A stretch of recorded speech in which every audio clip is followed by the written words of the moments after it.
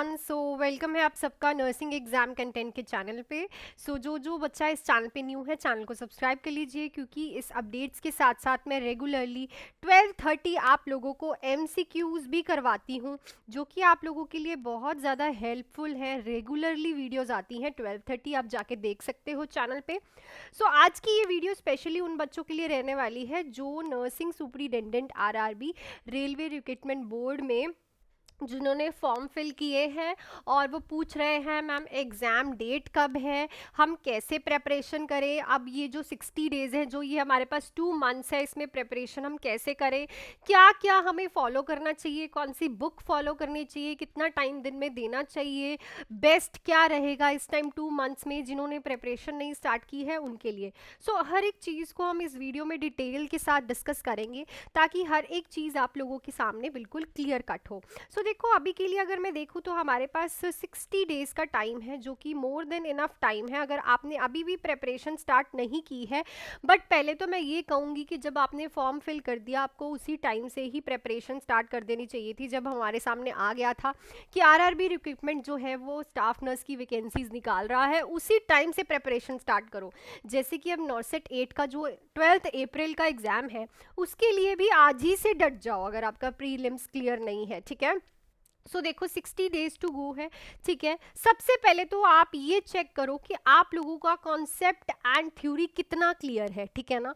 जो आपका कॉन्सेप्ट है और थ्योरी है वो कितना, एक दिन लगाओ, एनालिसिस करो। लाइक फॉर एग्जांपल अपने पास एक टेस्ट बुक ले लो, ठीक है। उस टेस्ट बुक को सॉल्व करके देखो कि आपको क्या लगता है कि 200-300 की टेस्ट बुक है, या फिर कुछ आपके पास ऐसा पड़ा हुआ है आपके जैसे, ठीक है। या फिर एक बुक उठा लो और एनाटमी पढ़ना स्टार्ट करो, या फिर एक बुक उठा लो, डिसीज कंडीशंस पढ़ के देखो कि आपकी कंसेप्ट्स कितने अच्छे से क्लियर है, आपको कितने डाउट्स आ रहे हैं।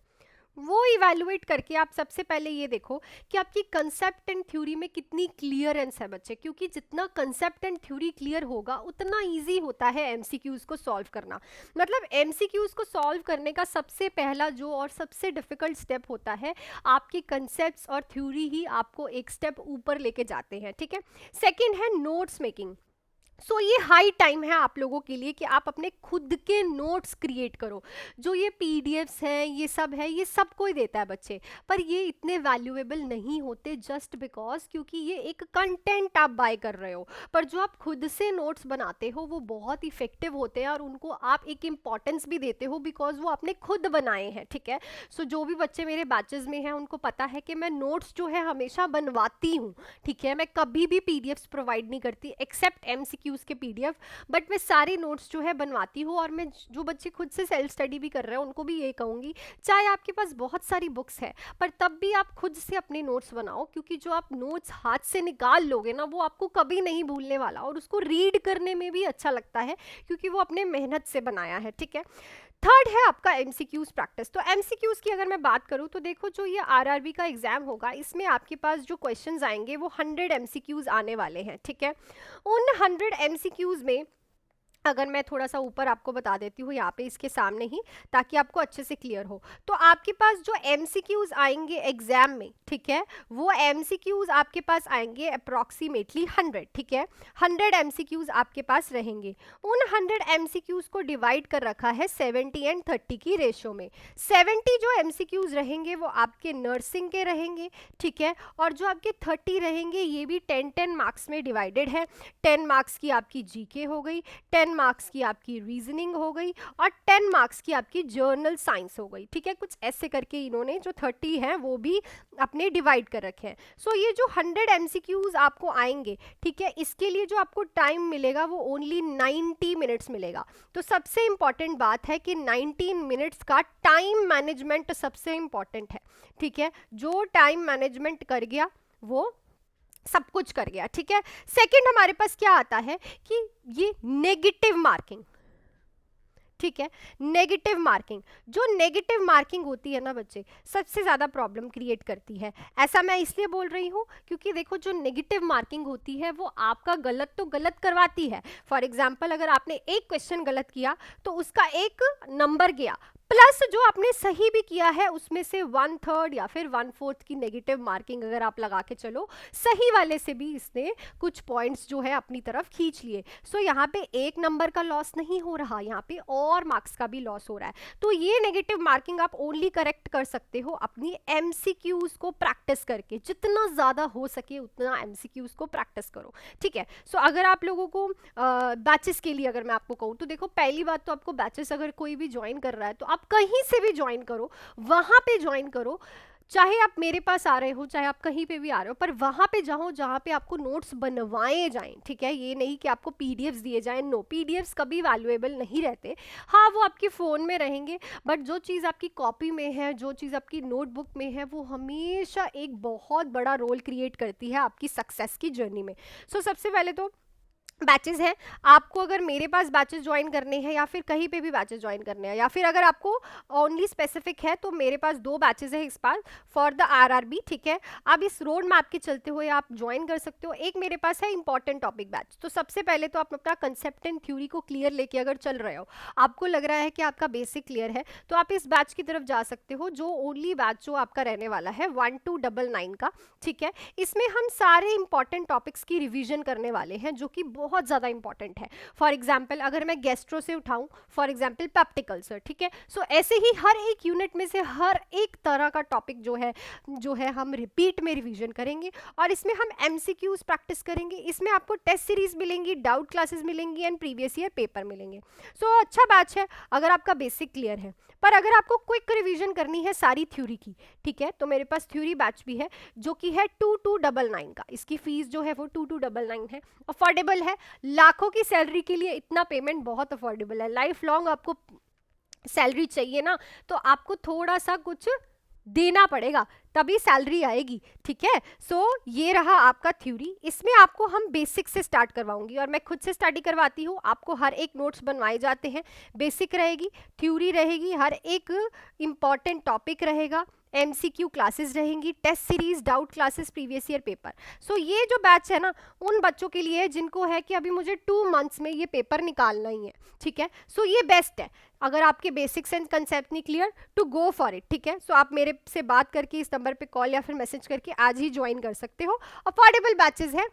और सबसे बड़ी बात है टेस्ट सीरीज। टेस्ट सीरीज जो है सबसे बड़ा रोल जो है प्ले करती हैं, क्योंकि टेस्ट सीरीज जो होती हैं सबसे पहले तो ये आपको टाइम मैनेजमेंट करना सिखाती हैं। सेकंड, आपका बाकी बच्चों के साथ क्या कंपटीशन चल रहा है, क्या चीज़ें चल रही हैं। जैसे कि अभी प्रीलिम्स का एग्जाम हुआ है, मेरे वजह से जिन जिन बच्चों ने क्लियर किया है, सो उन बच्चों का ये कहना है कि टाइम मैनेजमेंट एंड एमसीक्यूज और जो टेस्ट सीरीज है, और सबसे बड़ी बात थ्योरी एंड कंसेप्ट का क्लियरेंस होना, आपको एमसीक्यूज के सही ऑप्शन पे इतनी जल्दी लेके जाता है कि आपको पता भी नहीं चलता। काफ़ी बच्चे होते हैं एमसीक्यू पढ़ते हैं वो कंफ्यूज हो जाते हैं। दिस इज शोज कि आपका कंसेप्ट इन बेसिक नहीं क्लियर। काफ़ी बच्चे हैं कि उनको क्वेश्चन समझ आया है बट वो 2 ऑप्शंस में कंफ्यूज है। दिस शोज कि उनका कंसेप्ट क्लियर है बट उनकी एमसीक्यूज प्रैक्टिस नहीं है, ठीक है। कुछ बच्चे होते हैं कि जानबूझ के गलत कराएंगे या फिर नर्वस हो जाएंगे। इट्स जस्ट कि वो कॉन्फिडेंट नहीं है, उन्होंने उतना टेस्ट सीरीज नहीं दी हुई। कॉन्फिडेंस बिल्ड करना है, देखो 3 ही ऑप्शंस होते हैं। कॉन्फिडेंस बिल्ड करना है, गो फॉर टेस्ट सीरीज, ठीक है।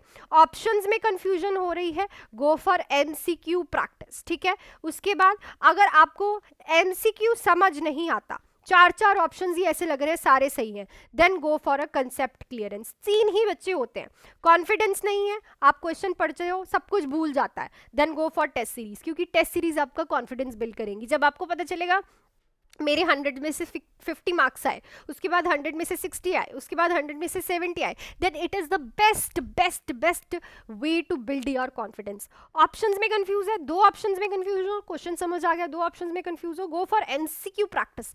It will give you the कि हम बहुत से ऑप्शंस में से कैसे ऑप्शंस को निकालते हैं, कैसे निग्लेक्ट करना है, कैसे हमें सारी चीज़ों को बिल्डअप करके लेके चलना है।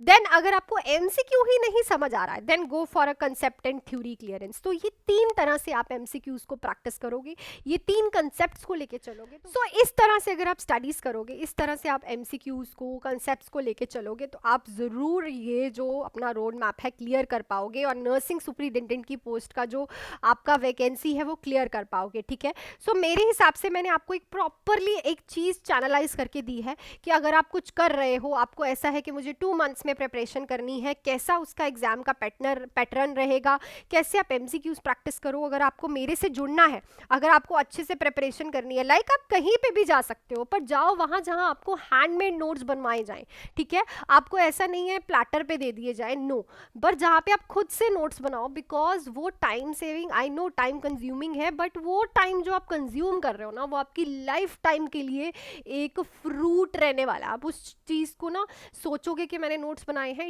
इट इज़ लाइक कि मैं ये नोट्स बना के सबसे बेस्ट किया है, क्योंकि अब ये मेरे दिमाग में है। सो आप मेरे से बात करके कोई भी बैच ज्वाइन कर सकते हो। इंपॉर्टेंट टॉपिक, अगर आपका बेसिक क्लियर है, थ्योरी फीसेस बहुत अफोर्डेबल है, 1300 और 2299। सो आई थिंक आपके सब कुछ क्लियर हो गया होगा। ऐसे ही नॉर्सेट 8 के लिए भी अगर आपको प्रॉपरली रोड मैप चाहिए तो आप मेरे को बता सकते हो। 12 अप्रैल को नॉर्सेट 8 का जो डेट्स है वो रिलीज़ हो चुकी है। So that's it. और अगर आपको कुछ अच्छा लगा है तो वीडियो को लाइक करना एंड अपने फ्रेंड्स को भी भेजो, ताकि वो भी इस तरह से प्रैक्टिस कर पाए, अपने कंसेप्ट्स को क्लियर करें, अपनी नोट मेकिंग करें, ताकि वो अच्छे से इस 2 मंथ्स को यूटिलाइज कर पाए। सो मिलती हूँ मैं आपके साथ कल 12:30 एक न्यू एमसीक्यू क्लास के साथ। So till then do hard work, make your parents proud and all the best. Thank you.